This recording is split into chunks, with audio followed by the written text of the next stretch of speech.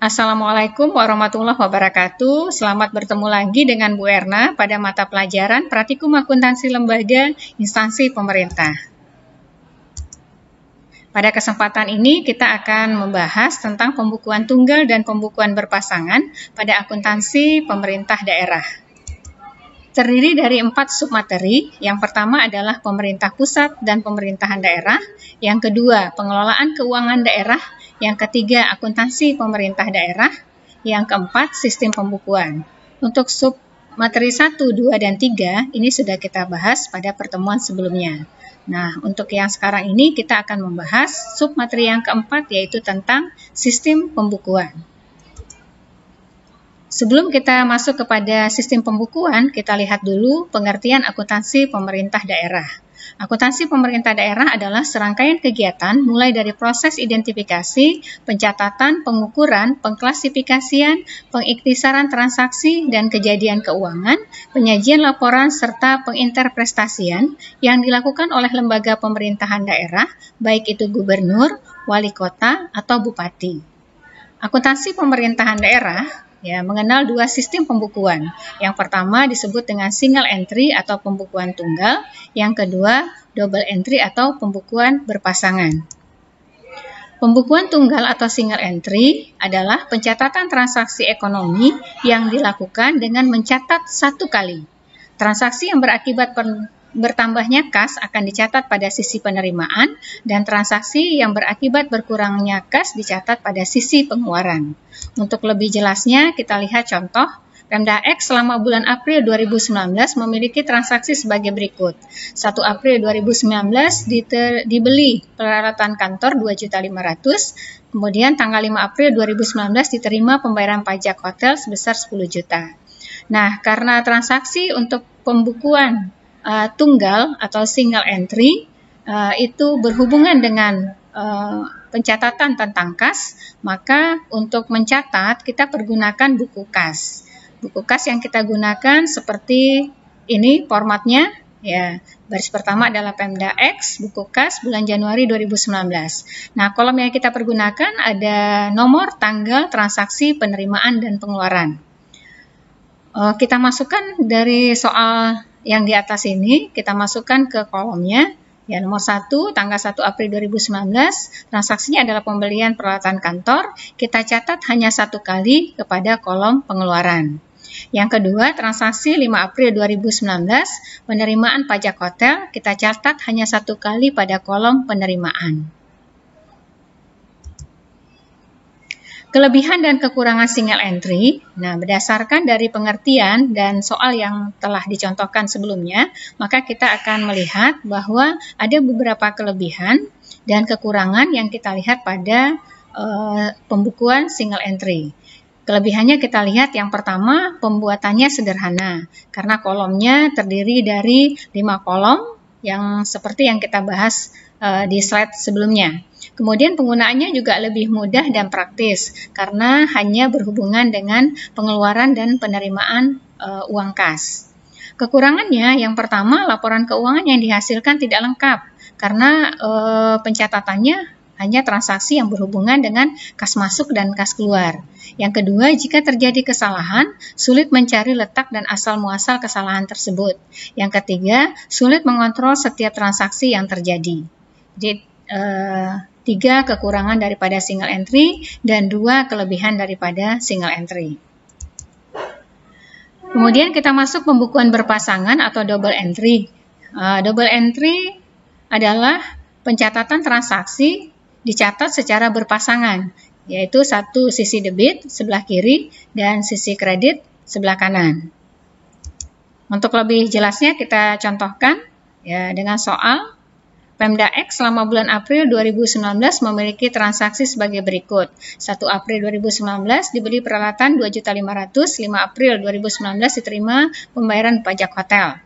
Nah, karena ini udah biasa kita lakukan waktu kelas 1 pada mata pelajaran dasar akuntansi, bahwa kalau yang berpasangan kita mengenal istilahnya debit kredit. Dan debit kredit itu ada pada buku yang disebut dengan buku jurnal. Nah, untuk transaksi ini kita masukkan ke dalam buku jurnal. Jadi Pemdaek, buku jurnal bulan Januari 2019. Nomor, tanggal, keterangan, debit, dan kredit.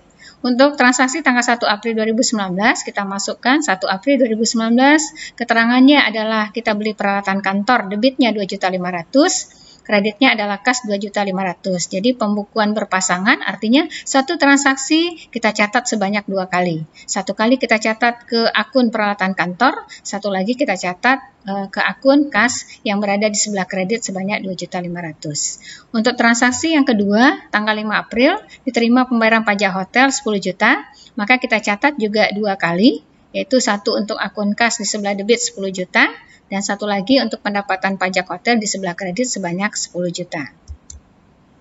Kelebihan dan kekurangan double entry. Yang pertama, kelebihannya lebih akurat karena menunjukkan semua saldo akun. Yang kedua, mudah melacak kalau terjadi kesalahan. Yang ketiga, laporan keuangan yang dihasilkan lebih lengkap karena tidak hanya melaporkan tentang kas saja seperti pada single entry.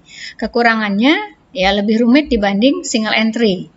Yang kedua, kalaupun terjadi kesalahan, kemungkinan lebih besar kepada human error. Nah, selain kita membicarakan tentang sistem pembukuan single dan double entry, kita juga membahas ya tentang basis akuntansi yang digunakan pada akuntansi pemerintahan atau akuntansi pemerintahan daerah. Yang pertama, akuntansi basis kas, yang kedua, akuntansi basis akrual, yang ketiga, akuntansi basis kas menuju akrual. Akuntansi basis kas. Akuntansi basis kas adalah akuntansi yang mengakui dan mencatat transaksi keuangan pada saat kas diterima atau dibayarkan. Kita contohkan, pada tanggal 12 Maret 2019, Pemda ABC mengeluarkan surat ketetapan pajak Hotel Mawar sebesar 17 juta. Tanggal 14 Maret 2019, diterima pajak Hotel Mawar sebesar 17 juta. Maka berdasarkan basis pencatatan kas, maka transaksi yang dicatat adalah transaksi tanggal 14 Maret 2019 karena pada saat itu bendahara di Pemda ABC menerima uang dari setoran pajak Hotel Mawar. Yang kedua, akuntansi basis akrual adalah akuntansi yang mengakui dan mencatat transaksi atau kejadian keuangan pada saat terjadi atau saat perolehan. Dari contoh sebelumnya, ya, maka yang dicatat pada basis akrual adalah yang dicatat tanggal 12 Maret, karena pada tanggal 12 Maret pada saat itu transaksinya terjadi. Untuk yang ketiga, akuntansi basis kas menuju akrual. Pada akuntansi basis kas menuju akrual, pendapatan, belanja, dan pembiayaan diakui sebagai basis kas, sedangkan aset, kewajiban, dan ekuitas diakui dengan basis akrual. Jadi untuk akuntansi basis kas menuju akrual, akun untuk pendapatan, belanja, dan pembiayaan itu pencatatannya mempergunakan basis kas. Artinya diterima uangnya dulu baru dilakukan pencatatan. Dikeluarkan uangnya dulu baru dilakukan pencatatan. Sedangkan akun aset, kewajiban, dan ekuitas itu diakui dengan basis akrual. Artinya terjadi peristiwa sudah boleh kita melakukan pencatatan walaupun uangnya belum kita terima ataupun uangnya belum kita keluarkan. Nah, untuk yang penting harus kita ingat bahwa pada akuntansi pemerintahan daerah menggunakan 2 jenis basis pencatatan, yaitu basis kas dan basis akrual. Sehingga setiap transaksi tertentu akan dicatat ke dalam 2 jurnal. Yang pertama adalah jurnal LO atau jurnal laporan operasional. Di sini pencatatannya mempergunakan basis akrual. Artinya dicatat pada saat kejadian itu terjadi. Yang kedua, jurnal LRA atau laporan realisasi anggaran. Pada saat kita mencatat di jurnal LRA, pada saat itu ya transaksi dicatat dengan mempergunakan basis kas. Artinya uangnya diterima dulu atau uangnya dibayarkan dulu baru dilakukan pencatatan. Jadi demikianlah materi kita pada kesempatan ini. Terima kasih atas perhatiannya. Wabillahi taufik wal hidayah. Assalamualaikum warahmatullahi wabarakatuh.